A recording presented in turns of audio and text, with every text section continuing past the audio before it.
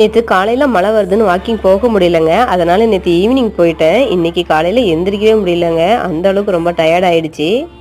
அது இல்லாமல் இன்னைக்கு சனிக்கிழமை தானே, குழந்தைங்களுக்கு ஸ்கூல் லீவுன்னு சொல்லிட்டு கொஞ்சம் அசால்ட்டாக இருந்துட்டேன். திடீர்னு பார்த்தீங்கன்னா ஜெய்குட்டி ஸ்கூல்லேருந்து கால் வந்துருச்சு, இன்னைக்கு வந்து ஸ்கூல் இருக்குன்னு.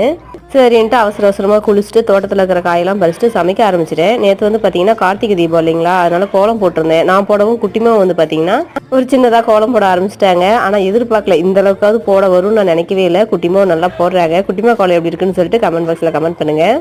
நல்லா இருட்டானதுக்கப்புறம் கோலத்துலலாம் விளக்கு வச்சுட்டு அதுக்கப்புறம் மாடியில் காட்டில் கோயில்னு தேவையான இடத்துக்கு எல்லாமே விளக்கு வச்சிட்டேன். யாரெல்லாம் கார்த்திகை தீபத்துக்கு விளக்கு வச்சிங்கன்னு சொல்லிட்டு கமெண்ட் பண்ணுங்கள். இன்றைக்கி காலையில் வந்து பார்த்தீங்கன்னா கருப்பு கவுனி அரிசி கஞ்சும் அது கூட வந்து கத்திரிக்காய் வதக்கியிருந்தாங்க. அப்புறம் ஜெய்குட்டி சப்பாத்தி கேட்டிருந்தாங்க. அதனால் அவங்க லஞ்சுக்கு வந்து பார்த்தீங்கன்னா சப்பாத்தி செஞ்சிருந்தேன். சப்பாத்தி ரொம்பவே சாஃப்டாக இருந்துச்சு.